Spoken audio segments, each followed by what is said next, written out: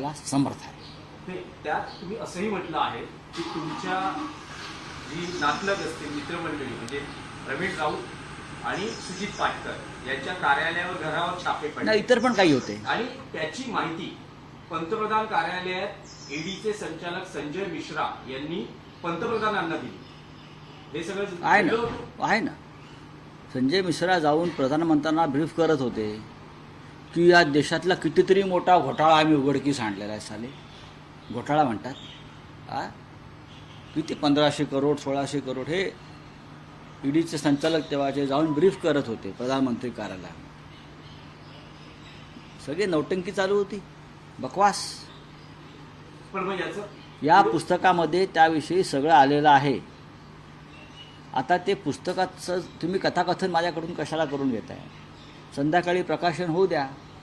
नाही, पण राऊत साहेब यावर रिॲक्शन येत आहेत. काल जे प्रकरण आलं त्यावर भाजप आणि शिंदे शिवसेनेतून रिॲक्शन झालेले आहे. प्रदेशाध्यक्ष बावनकुळे असं म्हणतायत या पुस्तकाचं नाव खरं तर नरकातला राऊत असलं असू पाहिजे. द्या ना. तर शिंदे असं म्हणतायत की बाळासाहेबांचे विचार मानले असते तर संजय राऊत यांना नरकात जाण्याची वेळच आली असते. आम्ही कुठे म्हणतो आम्ही नरकात गेलो म्हणून? नरकात तुम्ही गेलात. शिंद्यांचा संबंध काय? आदल्या दिवशी मला शिंद्यांचा फोन होता अटकेच्या आधी, अमित शहाशी बोलू का म्हणून. बोलो काही गरज नाही. नरक बघा, नरक कसा असतो.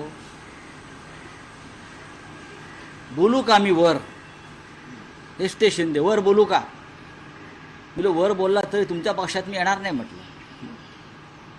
बरं का, काही गरज नाही. मला उद्या अटक होते आणि मी तुरुंगात जातोय, मी पळून जाणार नाही म्हटलं. वर बोलण्याची गरज नाही, मी बोलू शकतो एकटावर, मी समर्थ आहे. देवेंद्र फडणवीस असं म्हणतात की हे सगळं बालवाङ्मय आहे, बालसाहित्य आहे, ते मी वाचत नाही. हा बालसाहित्याचा अपमान आहे. राज्य पुरस्कार देतं बालसाहित्याला, साहित्य अकादमी पुरस्कार देतो, ज्ञानपीठ पुरस्कार देतो. यांना माहिती आहे का?